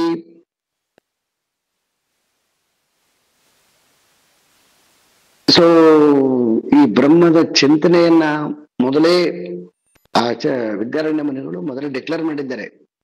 ಬ್ರಹ್ಮ ಚಿಂತನೆಯನ್ನ ಅಥವಾ ಆತ್ಮಜ್ಞಾನವನ್ನ ಶಾಸ್ತ್ರ ಚಿಂತನೆಯನ್ನ ಮಾಡ್ಲಿಕ್ಕೆ ಬೇರೆದಕ್ಕಿರುವ ಹಾಗೆ ಇದಕ್ಕ ನಿಯಮಗಳಿಲ್ಲ. ಇದಕ್ಕೆ ಏನಿರ್ಬೇಕು ಕ್ವಾಲಿಟಿ ಅಂತಂದ್ರೆ ಇದನ್ನ ಕೇಳಬೇಕು ಅಂತಕ್ಕಂಥದ್ದು ಒಂದೇ ಒಂದು ಆಸಕ್ತಿ ಇರಬೇಕು. ಅವರು ಎಲಿಜಿಬಲ್ ಇದಕ್ಕೆ. ಅವನು ಗೃಹಸ್ಥನೋ, ಅವನು ವಿದುರನೋ, ಅವನು ವಿಧವೆಯೋ, ಅಕ್ಷರಸ್ಥನೋ ಅನಕ್ಷರಸ್ಥನೋ, ವಿದ್ಯಾವಂತನೋ ಅವಿದ್ಯಾವಂತನೋ, ಇದ್ಯಾವುದೂ ಇಲ್ಲ ಇಲ್ಲಿ. ಇಲ್ಲಿ ಒಂದೇ ಒಂದು ಸ್ಟೂಡೆಂಟ್ ಇರಬೇಕಾಗಿರ್ತಕ್ಕಂತಹ ಕ್ವಾಲಿಟಿ, ಆತ್ಮನ್ನ ತಿಳ್ಕೊಳ್ಬೇಕಾಗಿರ್ತಕ್ಕಂಥದ್ದು ಒಂದೇ ಕ್ವಾಲಿಟಿ. ಅದು ಯಾವುದೇ ಏಜ್ ಆಗಿರ್ಲಿ, ಆ ಕ್ವಾಲಿಟಿ ಇರೋದ್ರಿಂದ ಅವನಿಗೆ ಎಲ್ಲಾ ರೂಲ್ಸ್ಗಳು ಅವನಿಗೆ ಬೇಕಾಗಿಲ್ಲ. ಯಾಕಂತಂದ್ರೆ ಅದು ಒಂದು ತಿಳಿಬೇಕು ಅಂತಕ್ಕಂಥದ್ದು ಅಷ್ಟೇ ನಿಜವಾಗಿರ್ತಕ್ಕಂಥದ್ದು ಬೇಕಾಗಿರ್ತಕ್ಕಂಥದ್ದು. ಹಾಗಾಗಿ ಇಹಲೋಕದ ಮತ್ತು ಸ್ವರ್ಗಲೋಕದ ಅಪೇಕ್ಷೆಗಳನ್ನು ಇಟ್ಟುಕೊಂಡು ಮಾಡುವಂತಹ ಫಲಗಳಿಗೆ, ಅನುಷ್ಠಾನಗಳಿಗೆ ಮತ್ತು ಈ ಆತ್ಮಚಿಂತನೆ ಮಾಡುವ ಅನುಷ್ಠಾನಕ್ಕೆ ಬಹಳಷ್ಟು ವ್ಯತ್ಯಾಸ ಇದೆ. ಈಗ ಒಂದು ದೇವಸ್ಥಾನಕ್ಕೆ ಹೋಗ್ತೀರಿ, ದೇವಸ್ಥಾನಕ್ಕೆ ಹೋಗಿ ದೇವರಿಗೆ ಕೈ ಮುಗಿದು ಈಗ ನೀವು ಒಂದಿಷ್ಟು ಫಲಗಳನ್ನ ಕೇಳ್ತೀರಿ. ಅದಕ್ಕೆ ಅದರದೇ ಆಗಿರ್ತಕ್ಕಂತಹ ಪದ್ಧತಿ ಇದೆ. ಆ ಪದ್ಧತಿಯಿಂದ ಅದನ್ನ ಮಾಡ್ಬೇಕಾಗತ್ತ. ಇಲ್ಲಿ ಅದನ್ನ ಅನ್ವಯ ಮಾಡ್ಕೋಬೇಡಿ. ನಿರ್ಗುಣನಾಗಿರ್ತಕ್ಕಂತಹ ಪರಮಾತ್ಮನ ಉಪಾಸನೆ ಮಾಡಕ್ಕೋಸ್ಕರ ಸಲುವಾಗಿ ಈ ಲೋಕದ ಸ್ವರ್ಗಲೋಕದ ಪಡೆದುಕೊಳ್ಳುವ ನಿಯಮಗಳು ಯಾವೂ ಕೂಡ ಅಪ್ಲೈ ಆಗಲ್ಲ. ಯಾಕೆಂತಂದ್ರೆ ಅವೆಲ್ಲವೂ ಕೂಡ ಗುಣದಿಂದ ಕೂಡಿರ್ತಕ್ಕಂಥವಕ್ಕ ಅದರದೇ ಆಗಿರ್ತಕ್ಕಂತಹ ನಿಯಮ. ನಿರ್ಗುಣನಾಗಿರ್ತಕ್ಕಂತಹ ಪರಮಾತ್ಮನ ಉಪಾಸನೆ ಮಾಡ್ಲಿಕ್ಕೆ ಈ ಲೋಕದ ಯಾವುದೇ ನಿಯಮಗಳು ಅದಕ್ಕೆ ಅಪ್ಲೈ ಆಗೋದಿಲ್ಲ. ಹಾಗಾಗಿ ಇದನ್ನ ಯಾವಾಗ ಮನಸ್ಸು ಬರ್ತದೆ, ಯಾವಾಗ ನಿಮ್ಗೆ ಬೇಕನ್ನಿಸ್ತದೆ ಅವಾಗೆಲ್ಲನೂ ಕೂಡ ಇದನ್ನ ಮಾಡಬಹುದು ಅಂತ.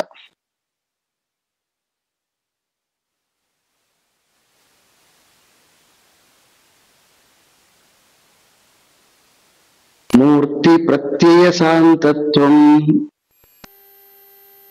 ಮೂರ್ತಿ ಪ್ರತ್ಯಯ ಶಾಂತ್ಯಂ ಅನ್ಯಾನಂತರಿತಂ ಧಿಯಃ ಧ್ಯಾನಂ ತತ್ರಾತಿ ನಿರ್ಬಂಧೋ ಮನಸಃ ಚಂಚಲಾತ್ಮನಃ. ಸೊ ಮೂರ್ತಿ ಪ್ರತ್ಯಯ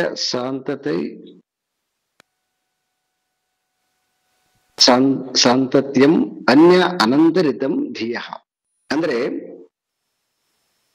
ಒಂದು ಮೂರ್ತಿಯನ್ನ ಅಥವಾ ಧ್ಯಾನವನ್ನ ಮಾಡುವಾಗ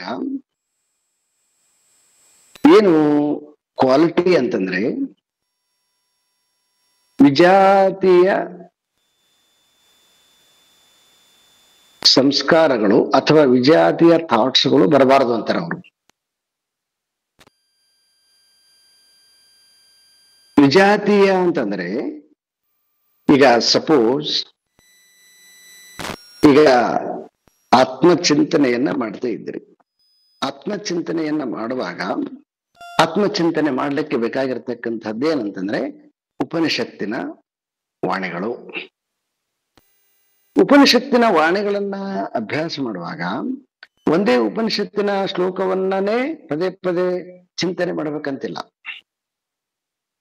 ಅದೇ ಉಪನಿಷತ್ತಿನ ಮಂತ್ರಕ್ಕೆ ರಿಲೇಟೆಡ್ ಆಗಿರ್ತಕ್ಕಂತಹ ಇನ್ನೊಂದು ಉಪನಿಷತ್ತಿನ ಮಂತ್ರ, ಅದಕ್ಕೆ ರಿಲೇಟೆಡ್ ಆಗಿರ್ತಕ್ಕಂತಹ ಇನ್ನೊಂದು ಉಪನಿಷತ್ತಿನ ಮಂತ್ರ, ಅಂದ್ರೆ ಪ್ರತಿಯೊಂದು ಕೂಡ ಈ ಓಂಕಾರ ಧ್ಯಾನವನ್ನ, ಓಂಕಾರದ ವಿಷಯವನ್ನ ಎಲ್ಲಾ ಉಪನಿಷತ್ತಿನಲ್ಲಿ ಹಾಸುವಕ್ಕಾಗಿ ಬಂದಿದೆ.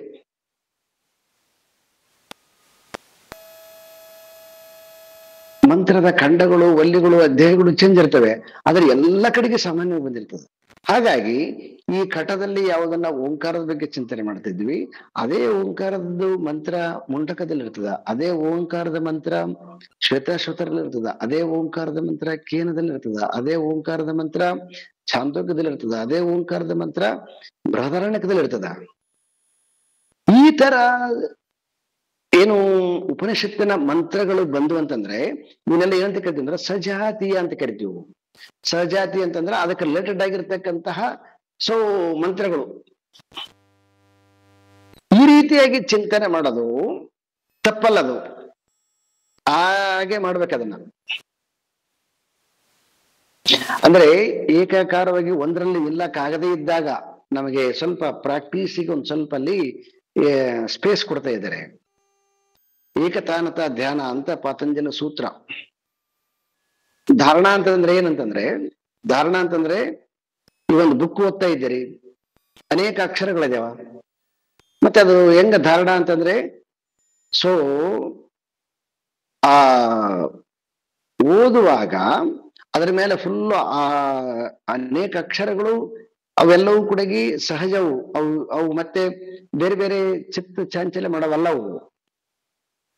ಗ್ರಂಥ ಏನ್ ಹೇಳಕ್ ಹೊರಟಿದೆಯೋ ಅದಕ್ಕೆ ರಿಲೇಟೆಡ್ ಆಗಿರ್ತಕ್ಕಂತಹ ವಾಕ್ಯಗಳಿರ್ತಾವ. ವಾಕ್ಯಗಳು ಅನೇಕ ಇರ್ಬೋದು, ಅಕ್ಷರಗಳು ಅನೇಕ ಇರ್ಬೋದು, ಆದ್ರೆ ಏನು ಹೇಳಕ್ ಹೊರಟಿದೆಯಲ್ವಾ ಅದರ ಕಡೆಗೆ ನಿರಂತರವಾಗಿರ್ತಕ್ಕಂತಹ ಫೋಕಸ್ ಇರಬೇಕು. ಏನ್ ಹೇಳಕ್ ಹೊರಟಿದೆ ಇದು ಅಂತಕ್ಕಂಥದ್ದು. ಹಾಗಾಗಿ ಇಲ್ಲಿ ಅಕ್ಷರಗಳು, ವಾಕ್ಯಗಳು, ವಿಧಾನಗಳು ಬೇಕಾದಷ್ಟು ಇದ್ರೂ ಕೂಡ ಧಾರಣ ಮಾತ್ರ ಸರಿಯಾಗಿದೆ, ಆ ಗ್ರಂಥ ಏನ್ ಹೇಳಕ್ ಹೊರಟಿದೆ ಅಂತ.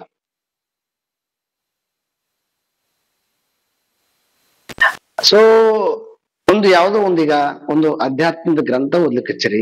ಅಧ್ಯಾತ್ಮದ ಗ್ರಂಥ ಓದುವಾಗ ಅಧ್ಯಾತ್ಮಕ್ಕೆ ರಿಲೇಟೆಡ್ ಆಗಿರ್ತಕ್ಕಂಥ ಥಾಟ್ಸ್ ಬಂದ್ರು ಕೂಡ ಈಗ ಯಾವುದೋ ಒಂದು ಓದ್ತಾ ಇದ್ದೀರಾ, ಅದಕ್ಕೆ ರಿಲೇಟೆಡ್ ಆಗಿರ್ತಕ್ಕಂಥ ಥಾಟ್ಸ್ ಬಂದ್ರೆ ಆ ದೋಷ ಅಲ್ಲ, ಅದು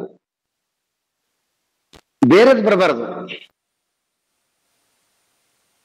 ಯಾವುದನೋ ಆಯುರ್ವೇದನೋ ಧನುರ್ವೇದನೋ ಖಗೋಳಶಾಸ್ತ್ರನೋ ಅದರ ಥಾಟ್ಸ್ ಬರಬಾರದು. ಅದು ವಿಜಾತಿಯ ಪ್ರತ್ಯಯ ಆಗತ್ತ. ಇಲ್ಲಿ ಅವ್ರೇನ್ ಹೇಳ್ತಿದ್ದಾರೆ ಅಂದ್ರೆ ಸಜಾತಿಯ ಪ್ರತ್ಯಯ, ಸಜಾತಿಯದ್ದು ಏಕತಾನತ ಧ್ಯಾನ, ಅದರಲ್ಲಿ ನಿರಂತರವಾಗಿ ಮನಸ್ಸು ತೊಡಗ್ತಾ ಹೋಗ್ಬೇಕು.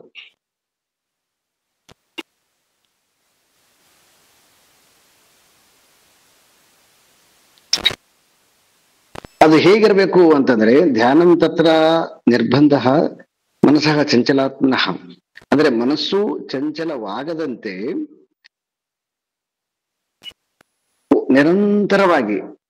ನಿರಂತರವಾಗಿ ಅಂತಂದ್ರೆ ತೈಲಧಾರೆಯಂತೆ ಅಂತ.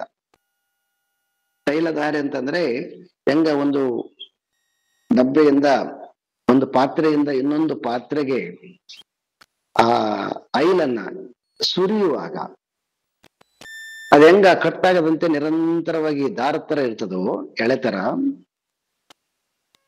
ಆ ರೀತಿಯಾಗಿ ನಿರಂತರವಾಗಿ ಒಂದು ವಿಷಯದ ಮೇಲೆ ಮನಸ್ಸು ನಿರಂತರವಾಗಿ ಚಲಿಸಬೇಕು.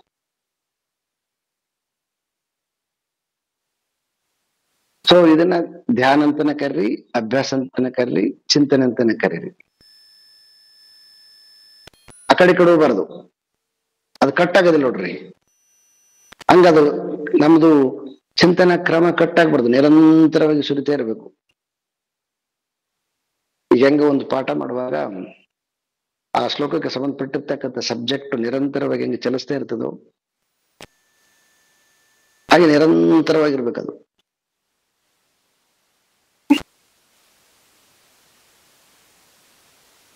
ಹೀಗೆ ನಿರಂತರವಾಗಿ ಅದು ಅಭ್ಯಾಸ ಇಲ್ಲದೆ ಇದ್ರೆ, ಅಭ್ಯಾಸ ಇದ್ರೆ ಸಾಧ್ಯ ಆಗತ್ತ. ಈಗ ಒಂದು ಚಿಕ್ಕದು ನಿಮ್ದು ಎಕ್ಸಾಂಪಲ್ ಹೇಳ್ಬೇಕಂತಂದ್ರೆ, ಈಗ ನಮ್ಮ ಸ್ವಲ್ಪ ಸುಮಾರು ವರ್ಷಗಳ ಹಿಂದೆ ತೀರ್ಕೊಂಡಿರ್ತಕ್ಕಂತಹ ಸ್ವಾಮಿ ಸಚ್ಚಿದಾನಂದೇಂದ್ರ ಸರಸ್ವತಿ ಸ್ವಾಮಿಗಳು, ಯಾರು ಕೇಳಿರ್ಬೇಕು, ತುಂಬಾ ಜನ. ನೀವು ಕೇಳದೇ ಇದ್ರ ಕೇಳಿಸ್ಕೊಳ್ಳಿ, ಬಹಳ ಇಂಪಾರ್ಟೆಂಟ್. ಇವರು ನೋಡಿ, ಇವರು ಗೃಹಸ್ಥರು, ಅವ್ರಿಗೆಲ್ಲ ಫ್ಯಾಮಿಲಿ ಇತ್ತು, ಮತ್ತೆ ಅವರು ಜಾಬ್ ಮಾಡ್ತಾ ಇದ್ರು. ಅವ್ರಿಗೆ ಜಾಬ್ ಮಾಡುವಾಗ್ಲೂ ಕೂಡ, ಸಂಸಾರ ಮಾಡುವಾಗ್ಲೂ ಕೂಡ ಅಧ್ಯಾತ್ಮದಲ್ಲಿ ಬಹಳ ಅತ್ಯಂತವಾಗಿರ್ತಕ್ಕಂತಹ ಅವರಿಗೆ ಒಲವು. ಆ ಕಾರಣದಿಂದ ಅವರು ಜಾಬ್ ಮಾಡ್ತಾನೆ ಅನೇಕ ಇದಕ್ಕೆ ಸಂಬಂಧಪಟ್ಟಿರ್ತಕ್ಕಂತಹ, ಅದಕ್ಕೆ ಸಂಸ್ಕೃತಕ್ಕೆ ಲ್ಯಾಂಗ್ವೇಜ್ ಬೇಕಾಗಿರ್ತಕ್ಕಂಥ ವ್ಯಾಕರಣಗಳು, ಛಂದಸ್ಸುಗಳು ದೀರ್ಘವಾಗಿ, ಮತ್ತೆ ಅದಕ್ಕೆ ಬೇಕಾಗಿರ್ತಕ್ಕಂಥ ದರ್ಶನ ಶಾಸ್ತ್ರಗಳು ಎಲ್ಲವನ್ನ ಅವರು ಉದ್ಯೋಗ ಮಾಡ್ತಾನೆ ಎಲ್ಲ ಅಭ್ಯಾಸ ಮಾಡಿಕಂತ ಬಂದ್ರು. ಅವರು ಇನ್ನು ಜಾಬಲ್ಲಿ ಇರುವಾಗಲೇನೆ ಸುಮಾರು ಬುಕ್ಸ್ಗಳನ್ನ ಅವರು ಪ್ರಿಂಟ್ ಹಾಕಿಸ್ತರು. ಮತ್ತೆ ಈ ಕಾಲದಲ್ಲಿ ನಾವೆಲ್ಲ ಸ್ವಲ್ಪ ಆರ್ಥಿಕವಾಗಿ ಬೆಳವಣಿಗೆ ಆಗಿದ್ದೀವಿ ಸರಿ, ಆ ಕಾಲದಲ್ಲಿ ಆದ್ರೆ ಸ್ವತಃ ಅವರ ಬರವಣಿಗೆಯಲ್ಲಿರ್ತಕ್ಕಂತಹ ಒಂದು ಏನು ಗಟ್ಟಿತನ ಇದೆ ಅದನ್ನ ಗುರುತಿಸಿ ಮೈಸೂರು ಮಹಾರಾಜರು ಆ ಬುಕ್ಸ್ಗಳು ಎಲ್ಲನೂ ಕೂಡ ಜಯಚಾಮರಾಜೇಂದ್ರ ಪಬ್ಲಿಷ್ ನಿಂದಲೇ ಎಲ್ಲ ಸುಮಾರು ಬುಕ್ಸ್ಗಳನ್ನ ಪ್ರಿಂಟ್ ಹಾಕ್ಸಿದ್ದಾರೆ ಅವರು. ಅದಾದ್ಮೇಲೆ ಅವರು ರಿಟೈರ್ಡ್ ಆದ್ರು. ರಿಟೈರ್ಡ್ ಆದ್ಮೇಲೆ ಅವರು 92 ವರ್ಷನೋ ಎಷ್ಟು ದೀರ್ಘವಾಗಿ ಬದುಕಿದ್ದಾರೆ. ಯಾವಾಗ ರಿಟೈರ್ಡ್ ಆದ್ಮೇಲೆ ಸನ್ಯಾಸ ತಗೊಂಡು ಸಂಪೂರ್ಣವಾಗಿ ತಮ್ಮನ್ನು ತಾವು ಅಧ್ಯಾತ್ಮಕ್ಕೆ ಸಂಪೂರ್ಣವಾಗಿ ತೊಡಗಿಸ್ಕೊಂಡ್ಬಿಟ್ರು. ಬೆಳಗ್ಗೆ ಎದ್ದಾಗಲಿಂದ ಹಿಡಿದು ರಾತ್ರಿ ಮಲಗುವವರೆಗೆ ಆತ್ಮಚಿಂತನೆ. ಎಷ್ಟು ಮಹದುಪಕಾರ ಮಾಡಿದ್ದಾರೆ ಸಮಾಜಕ್ಕಂತಂದ್ರೆ, ಇಡೀ ಶಂಕರ ವೇದಾಂತವನ್ನ ಅತ್ಯಂತ ತರ್ಕವಾಗಿ, ಬೌದ್ಧಿಕವಾಗಿ ಅಚ್ಚುಕಟ್ಟಾಗಿ ಆ ಅದ್ವೈತದಲ್ಲಿ ಇರ್ತಕ್ಕಂತಹ ಅನೇಕ ಅನರ್ಥಗಳನ್ನ ತೆಗೆದುಬಿಟ್ಟು ಅತ್ಯಂತ ಕಠೋರವಾದ ಭಾಷೆಗಳಿಂದ ಸ್ವಾಮೀಜಿ ಅವರು ಇಡೀ ಶಂಕರ ವೇದಾಂತ ಎಲ್ಲವನ್ನ ಕನ್ನಡೀಕರಿಸಿದಂತಹ ಕನ್ನಡ ಶಂಕರ ಅಂತ ಅವ್ರನ್ನ ಬಿರುದು ಅವರಿಗೆ.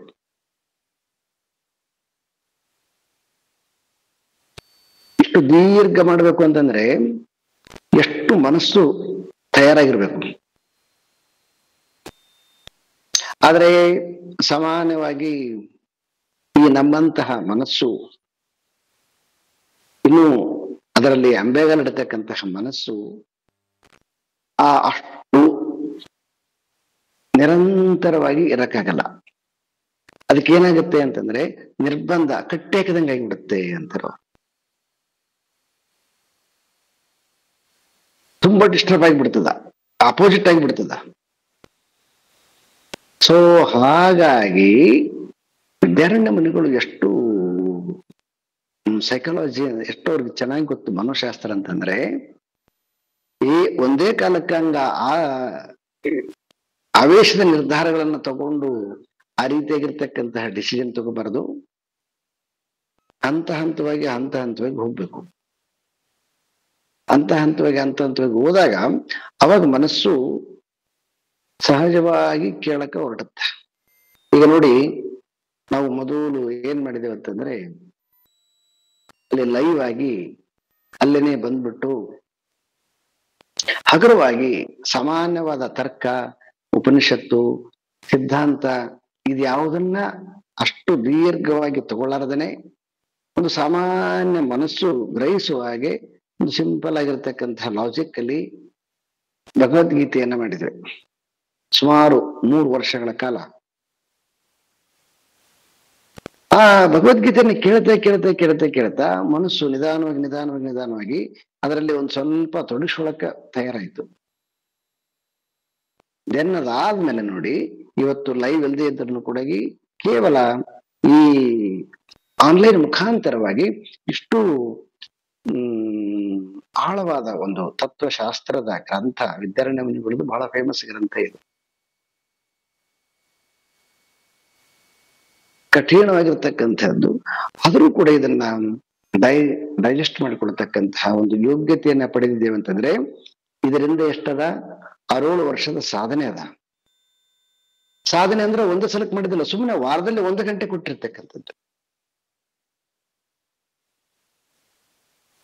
ಇದನ್ನ ಏನ್ ಮಾಡ್ಬೇಕು, ಇದನ್ನ ನಿಧಾನವಾಗಿ ಬೆಳೆಸ್ತಾ ಹೋಗ್ಬೇಕು. ಹೀಗೆ ಹಂತ ಹಂತವಾಗಿ ಮಾಡಿದ್ವಿ ಅಂದ್ರೆ ಅವಾಗ ಮನಸ್ಸು ಸಹಜವಾಗಿ ಅದ್ರ ಹೋಗುತ್ತೆ. ಆದ್ರೆ ಯಾವಾಗ ನಾವು ಅತಿಯಾಗಿ ಮಾಡಕ್ ಹೋಗ್ಬಿಡ್ತೀವಿ, ಅದು ತುಂಬಾ ಡಿಸ್ಟರ್ಬ್ ಆಗಿಬಿಡ್ತದೆ. ಡಿಸ್ಟರ್ಬ್ ಆದಾಗ ಏನಾಗುತ್ತೆ, ಅದು ಸೊ ಅಪೋಸಿಟ್ ಆಗಿ ಕೆಲಸ ಮಾಡಕ್ ಶುರು ಮಾಡ್ತದೆ. ಸೊ ಆ ಕಾರಣದಿಂದ ಈ ಅಧ್ಯಾತ್ಮದಲ್ಲಿ ಬಹಳ ಮುಖ್ಯವಾಗಿ ಸಮಸ್ಯೆ ಇರತಕ್ಕಂಥದ್ದು ಈ ವಿಪರೀತ ಭಾವನೆ.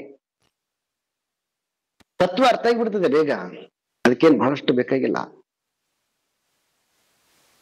ತತ್ವ ಅರ್ಥ ಮಾಡಿಕೊಳ್ಳೋದು ಶಂಕರ ವೇದಾಂತದಲ್ಲಿ ಬಹಳ ಸುಲಭ. ಅವ್ರೇನು ತುಂಬಾ ಕಾಂಪ್ಲಿಕೇಟೆಡ್ ಮಾಡಂಗಿಲ್ಲ, ಅವರು ನೇರವಾಗಿ ಹೇಳ್ಬಿಡ್ತಾರೆ. ಪುರಾಣಗಳನ್ನ, ಇತಿಹಾಸಗಳನ್ನ, ಮಹಾಭಾರತವನ್ನ, ರಾಮಾಯಣವನ್ನ ಯಾವುದನ್ನ ಕೋಟೆ ಮಾಡೋದಿಲ್ಲ ಅವರು, ನೇರವಾಗಿ. ಆದರೆ ಅದನ್ನ ಜೀರ್ಣ ಮಾಡಿಕೊಳ್ಳಕ್ಕೆ ಕಷ್ಟ ಇರುವಾಗ ಅವಾಗ ಅದಕ್ಕೆ ಪ್ರಾಕ್ಟೀಸ್ ಅಂತಕ್ಕಂಥದ್ದು ಬಹಳ ಮುಖ್ಯ. ಆ ಪ್ರಾಕ್ಟೀಸ್ ಮಾಡುವಾಗ ಬರುವಂತಹ ಮನೋಸ್ಥಿತಿಯನ್ನ ಹೇಗೆ ಹ್ಯಾಂಡಲ್ ಮಾಡಬೇಕು ಅಂತಕ್ಕಂತಹ ಒಂದು ಇನ್ ಬಿಟ್ವೀನ್ ಮಧ್ಯದ ಸ್ಟೆಪ್ ಅನ್ನ ವಿದ್ಯಾರಣ್ಯ ಮುನಿಗಳು ಇಲ್ಲೇ ಹಿಡ್ಕೊಂಡು ಸುಮಾರು ಶ್ಲೋಕಗಳಲ್ಲಿ ಇದೇ ತರ ಇದನ್ನೆಲ್ಲ ಡಿಸ್ಕಸ್ ಮಾಡ್ತಾ ಹೋಗ್ತಾರೆ ಇದನ್ನ. ಸೊ ಹಾಗಾಗಿ ಇವತ್ತು ಮುಖ್ಯವಾಗಿ ಏನು ಇವತ್ತಿನ ಪಾಠದ ವಿಶೇಷತೆ ಅಂತಂದ್ರೆ, ಆತ್ಮಚಿಂತನೆಯನ್ನ ಮಾಡುವಾಗ ಯಾವುದೇ ರೀತಿಯಾಗಿರ್ತಕ್ಕಂತಹ ಅದೃಷ್ಟ ಫಲದ ನಿಯಮಗಳು ಬೇಕಾಗಿಲ್ಲ. ಅದೃಷ್ಟ ಫಲದ ನಿಯಮಗಳು ಸ್ವರವರ್ಣ ಉಚ್ಚಾರಣೆಯ ತಪ್ಪು ಮಾಡೋದ್ರಿಂದ ಅನರ್ಥವನ್ನ ಉಂಟು ಮಾಡ್ತವೆ. ಆದರೆ ಇದು ಇಲ್ಲಿ ಅನರ್ಥ ಆಗುವಂತಹದ್ದೇಲೆ, ಇದು ದುಷ್ಟ ಫಲ.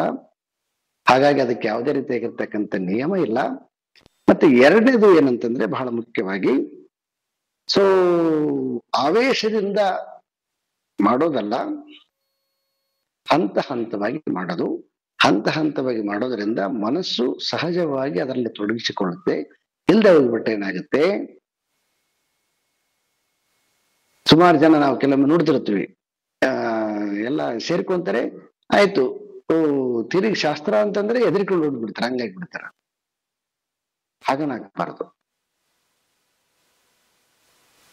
ಸೊ ಹೆಂಗ ಒಂದು ಮಗುವಿಗೆ ಆ ಮೆಡಿಸನ್ ಕೊಡುವಾಗ ತಾಯಿಯಾಗಿರ್ತಕ್ಕಂಥವಳು ಹೆಂಗ ಅದನ್ನ ಪುಡಿ ಮಾಡಿ ಹಾಲಲ್ಲಿ ಹಾಕಿ ಸಕ್ಕರೆ ಹಾಕಿ, ಸೊ ಅದಕ್ಕೆ ಸಿಹಿಯನ್ನ ನಾಲಿಗೆಗೆ ಸ್ಪರ್ಶಿಸಿ ಆ ಮೆಡಿಸನ್ ಅನ್ನು ಹೆಂಗ ಕೊಡ್ತಾಳೋ ಆ ರೀತಿಯಾಗಿ ಇಲ್ಲಿ ಕಠಿಣ ಮನಸ್ಸಿಗೆ ಗ್ರಾಹ್ಯವಲ್ಲದೆ ಇರತಕ್ಕಂತಹ ಈ ಒಂದು ಆತ್ಮ ಚಿಂತನೆಯನ್ನ ತಾಯಿ ಸ್ಥಾನದಲ್ಲಿರ್ತಕ್ಕಂತಹ ವಿದ್ಯಾರಣ್ಯ ಮುನಿಗಳು ನಮಗೆ ಸುಸೂತ್ರವಾಗಿ ಪ್ರಾಕ್ಟೀಸ್ ಮಾಡಲಿಕ್ಕೆ ಅನುಕೂಲ ಮಾಡಿಕೊಟ್ಟಿದ್ದಾರೆ. ಓಂ ಪೂರ್ಣಮದಃ ಪೂರ್ಣಮಿದಂ ಪೂರ್ಣಾತ್ ಪೂರ್ಣಮುದಚ್ಯತೆ ಪೂರ್ಣಸ್ಯ ಪೂರ್ಣಮಾದಾಯ ಪೂರ್ಣಮೇವಾವಶಿಷ್ಯತೆ. ಓಂ ಶಾಂತಿ ಶಾಂತಿ ಶಾಂತಿ. ಹರಿ ಓಂ. ಶ್ರೀ ಗುರುಭ್ಯೋ ನಮಃ. ಹರಿ ಓಂ.